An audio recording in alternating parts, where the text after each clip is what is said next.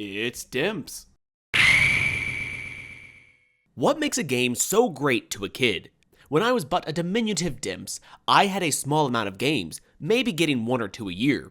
And each of those games in my childhood memories are perfect, 10 out of 10s. But are they actually good? Or due to my minuscule collection, was I Stockholm syndromed into thinking they were better than they were?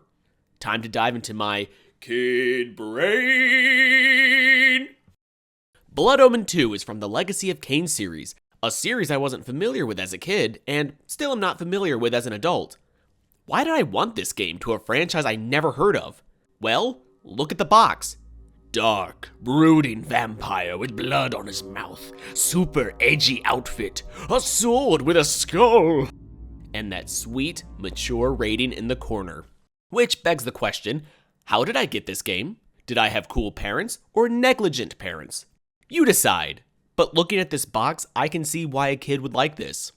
The opening cinematic has these awesome vampires and creatures fighting each other with swords and magic and fire, and yeah, I can see why a kid would like this. You play Kain, waking up from a 200-year slumber, and you see another 2 reasons I liked this game as a kid. This is Uma, an appropriate name because that was the sound I used to make when I talked to girls. Uma. She tells you that you were defeated by the Seraphan Lord. They have killed the vampires and enslaved the humans, which is what we should be doing. The camera work in the opening chapter is really good. It has angles and direction. A lot of later cutscenes do more of a character standing still and talking, but this is an atmospheric opening. The game begins, and the first thing that hits me is, this is definitely back in the era where games still haven't figured out how to move and control the camera. It's a little clunky, but after a few minutes, it wasn't that big of a deal. The first chapter is a tutorial. You can jump pretty high and float quietly to the ground. You can attack, block, dodge. You can pick up the weapons of your enemies. And what I remember most, sucking the blood out of slain NPCs. And not normal neck bite blood sucking. Oh no, these ain't your grandparents' vampires. You straight up hoover that blood out of their body directly into your mouth. Metal as hell. What stuck out to me the most as a kid is that you can kill the regular old NPCs. Sure, you can kill the guys attacking you, that's a given, but you can also attack the townsfolk, who are no threat to you. There they are, minding their business, talking about market prices or whatever, and here I come, furious that their blood is not in my mouth. I bet that's a major reason this game stuck out to me as a kid. This was the first game I played where you weren't the good guy. Not once when I played Mario was I able to murder Toad and feast on his blood, but this game rewards you for it, because drinking anyone's blood refills your health. It also gives you purple stuff, and increasing that bar fully increases your health permanently. You are rewarded to be a remorseless killing machine. You can also get purple stuff from chests, but come on, be a vampire. You also get powers throughout the game. They are either functional or combat-based. So to start, you get Fury, which the more you block, you can then unleash a strong, unblockable attack. Great. You also get Mist, where you can turn invisible whenever Mist is around and do stealth kills. Oh, I love this. It's still pretty fun to sneak up on enemies and completely ruin their night.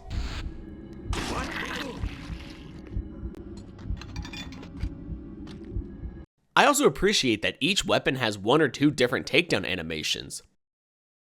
Oh, yawn, Kain. Stabbing someone in the back? How original. Oh, dear God, you chopped their head off. You can also disappear in the mist even after enemies see you, and they do react properly. Confused, hunting for you. For an early 2000s game, I was expecting them to completely lose aggro. No, it's not perfect AI. Like, for example, I killed this person in front of another person, and I'm sorry? Did you kick them? I cut their stomach open in front of you, and you think they're faking it? Oh, come on, Kathleen. The bleeding abdomen? That's the oldest trick in the book. The combat overall is pretty simple. As I said, you can attack, block, dodge, Blocking increases your rage meter, and it automatically blocks basically everything. You can also turn on skillful blocking if you want to time your blocks, but as far as I could tell, this was just for increased difficulty options. You can dodge attacks too, though it's really only useful for when an enemy throws out an unblockable attack of their own. And the attacking is pretty basic. You throw out a 1, 2, 3, but you are locked into attacking if you keep spamming, so you do have to be a bit more careful about mindlessly mashing. For the first half of the game, I liked the combat, because it felt like you had to plan your counterattacks. In the second half though, it felt like the enemies would block what should have been a clear counterattack, so the strategy for most common enemies ended up being block until you can use fury. And sure, you have weapons, a surprising amount of them too. They do more damage than your claws, but will eventually break after too many blocked attacks or using it too much while blocking. There are chests you can find which can strengthen your weapon. It will also repair its durability. To be honest though, I couldn't even tell that's what these chests did until way later in the game. You are constantly swapping weapons, so durability isn't that big of an issue. And as for damage increase, well, most of the time I noticed it would reduce the hits to kill an enemy by 1, maybe 2. And since you're always attacking in swings of 3, an enemy going from 6 hits to 5 hits isn't noticeable at all. But this game also has boss fights. The first fight is against another vampire. I found this tough, but mostly because I didn't realize red attacks were unblockable yet, and I didn't learn the almighty strategy of block, then fury. Phase 2, I had to use the vampire power of light cardio, as I jogged in a circle, flipping switches to burn him. Then, Phase 3, I had to use light cardio again. Fear my brisk pace. Attack me if you dare. You will look foolish. See? I told you. Straight up foolish. Each boss you kill gives you a new power. For example, this boss gives me the ability to jump far distances. And it can also be used to jump attack enemies, which admittedly is pretty cool to get a cheap hit in. I then meet another vampire who I chastise for being sloppy with their kills. How do you like my handiwork, Kane? It's been a good night's feeding. You're a sloppy butcher, vampire. You jeopardize your presence by such bloodletting. You know, ignoring the fact that I've killed literally every person I've made eye contact with.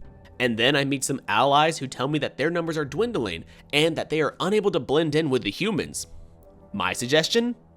Pants? A shirt that covers your belly button? Look out the window, guys. These humans probably get the death penalty if they show too much ankle. So I get a new human blending outfit and, humans wear skulls on their shoulders, right?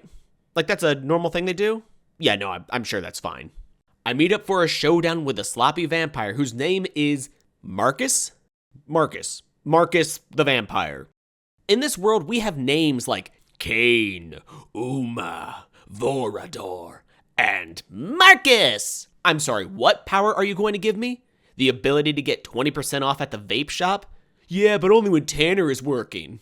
First phase, super easy. Knock some bells around to hurt his head.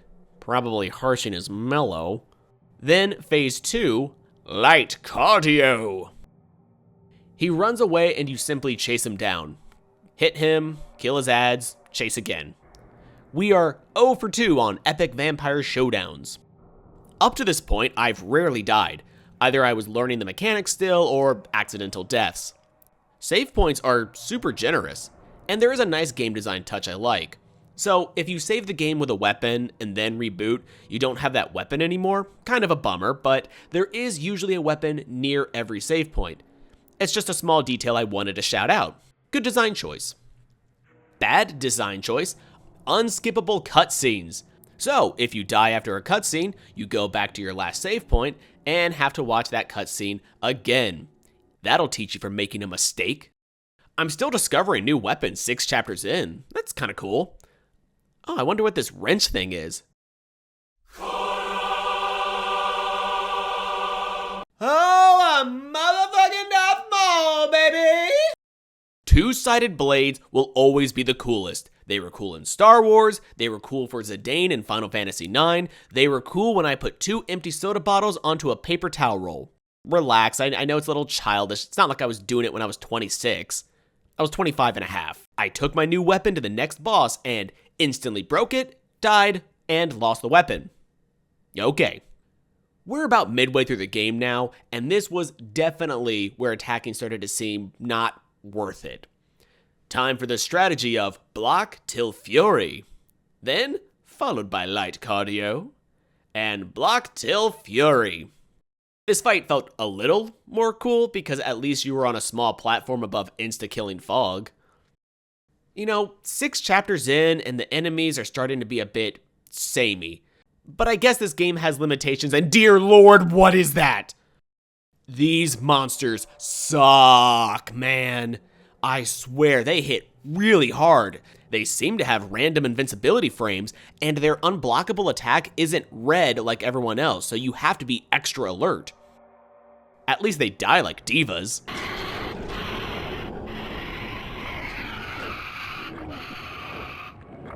And they have lots of blood to regain your health. I mean, I wouldn't drink that blood, but call me old-fashioned, but if you drink blood from a corpse, by golly, it better be a human corpse. I want to point out that the voice acting in this game has been very thematic. I can hear the smugness or sneer from every vampire. Even the random townsfolk have great dialects. I say this because none of them compare to my scythe boy in Chapter 8. You there! I don't know you. Are you a guest? A visitor? An intruder? We do not permit guests to disturb our routine. I love him. He speaks like an unconfident authority figure, like a mall security guard who's all like, "Oh, if you keep causing trouble, I'm going to give you another warning, because I'm not allowed to actually do anything." Each area in this game looks pretty fantastic. Ignoring dated graphics, I think the general design of the look is great. Chapter 8 being a highlight. The Eternal Prison goes for more of a mind-bending design, but also has wonderful visual storytelling. People in cages, or alive and on hooks, or on tables where you can crush them with giant slabs. It's all an extra level of dark. The chapter prior has people tied up in webs and you can hear them gagged trying to communicate. Super creepy.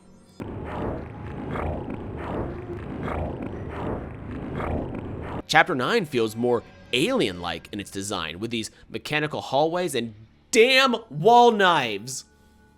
Once I got to Chapter 9, I basically stopped all attacking. These enemies felt like they were dodging or blocking more than I was hitting. So I went from block and fury to block and immolate, a one-hit kill skill you get later. Although cool, I've now removed a third of the combat. In fact, this is how I defeated the final boss. Phase 1 was different though, more on that shortly. Phase 2, block and immolate. Phase 3, block and berserk, your other special attack. And that's it. The game is done. You get a cinematic ending cutscene, roll credits.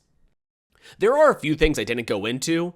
There are lots of puzzles in the game using the other abilities you get, but they are pretty simple. Typically it's a pull a lever in a certain order kind of thing, but I like the use of abilities to solve them. Charm lets you take control of a basic NPC to get levers behind doors, windows, etc., and telekinesis, which is pulling a lever with your mind. There is a fair amount of tedium though. Take the blood sucking for example. Yeah, it's cool, but some enemies take 7 seconds to suck all their blood. And you need to get all of it if you want that sweet purple stuff, which you do. 7 seconds doesn't sound like a lot, but when you have to stop moving forward because you need to go to every corpse, including the basic non-enemies, it really adds up. Most of my frustrations though I had with the puzzles or the boss fights. Like, I would try something a few times and it wouldn't work. But it turns out that what I was trying was the solution. For example, the final boss's first phase. He shoots you from a distance and I tried to chase him down, but he teleports away. Okay, so I'll try all of my different skills. I went through every single one, but none ever worked on him, and so I assumed, I guess I'm supposed to chase him down differently? And eventually this seemed like it worked, where I was able to get to him and actually hit him physically, but he wasn't losing health. So what am I supposed to do?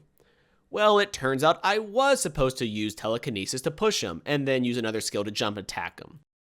And I tried that multiple times, and it never worked, so I'm not honestly sure if this was a bug or if I was actually doing something wrong. But this happened quite a few times on puzzles or fights, where it felt like you were doing the right thing, but the game just said no, until it decided to say yes. I do have other weird nitpicks like some strange audio mixing or annoying bug-like things, knocking enemies through walls where you can't get their weapons, so on. But it's still kind of fun. I do wonder why more people didn't play it. Oh. But the real question, does Blood Omen 2 live up to my childhood memories, or do I wipe off all this blood from my rose-tinted glasses? Looking at my rankings from Nostalgia Beater to Nostalgia Comfort Zone, I think I'm going to put it right on the high end of holds up. As much as I liked the design of the levels, the little details, and the world itself, I don't see myself ever coming back to this game. Mainly due to the second half slowing down all combat encounters to the same block, super move strategy. I'm glad I played it though. It's nice to look back at those early game memories to see how much I've changed over time. Overall, Blood Omen 2 doesn't suck. Oh, come on, I should get one pun. Thanks for watching. Let me know if you played this game and what your thoughts are, or if you played other games from your youth recently. See you next time. Happy gaming.